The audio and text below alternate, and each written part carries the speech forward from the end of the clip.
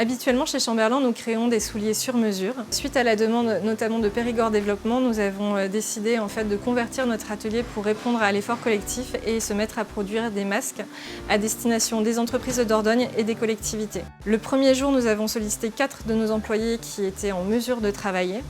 2 jours après, grâce à Pôle emploi, on était 8. La semaine suivante, on passait en 2-8, on était 16. Et enfin, nous avons recruté jusqu'à 40 personnes en moins de 10 jours pour produire jusqu'à 5000 masques par semaine.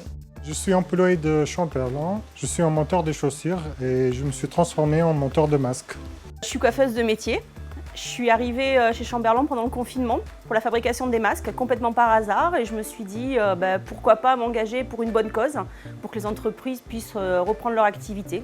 J'ai découvert l'entreprise Chamberlain lors de la remise des trophées Néo-Aquitain. J'ai été séduit par l'histoire que nous a contée Sophie Inkster ce jour-là. On a essayé de les accompagner par l'intermédiaire du capital investissement. Le conseil d'administration a tout de suite été enthousiaste à l'idée d'aider cette entreprise qui partage les mêmes valeurs que le Crédit Mutuel du Sud-Ouest, à savoir l'innovation, le développement sur le territoire, le développement ESG, et puis en plus qui a créé beaucoup d'emplois à cette occasion.